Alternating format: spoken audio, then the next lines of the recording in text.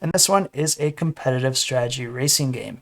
And the way this game's played is at the start of the game, players are going to be taking turns placing out road tiles in order to form the main track, and these road tiles can have different checkpoints, hazards, or even service stations for players to take advantage of. The goal of the game is to pass through these 3 checkpoints and then be the first to cross the finish line, but this isn't going to be as easy as it sounds because there's going to be a couple things that will get in your way.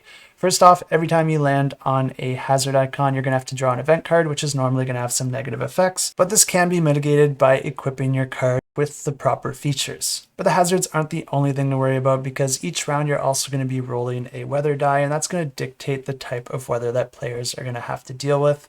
But once again, this can be mitigated against if you have the right features added to your car. But each player is not only going to be managing their competition card, because you also get an assistance card to try and take advantage of. And the way these cards work is that each one's going to have a board associated with them, and players are going to be assigning cards to them at the start of the game. Most of these cards can only be used by your competition card, but you can assign them to your assistance card just to hang on to until you might need them later. These different cards can upgrade different aspects of your car, like its suspension, its tires, or even its fog lights, or they could grant you with things like toolkits in order to fix damage, or even fuel, which you'll be using to move around on the board. But most of these will come into play by granting you extra movement in different situations, or helping you against different weather or hazard issues. Some of these cards are consumable, which means that you will be discarding them when you use them.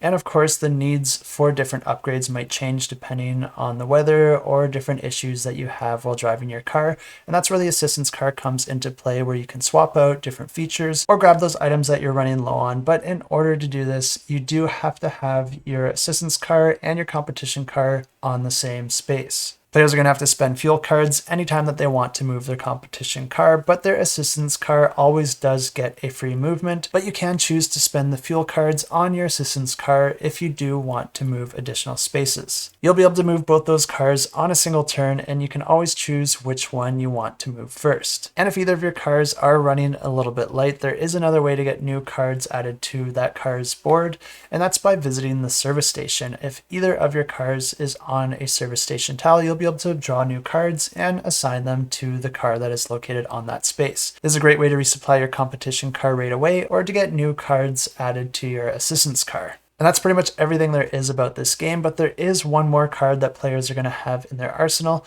and that is their special power card. And each player is going to be starting with one of these at the beginning of the game. They're all going to be unique to that player, but these can only be used once. You're going to want to time it appropriately when you think you'll get the most benefit from it. And if this one sounds interesting to you, you can check out the link to the campaign, which I have in the description below.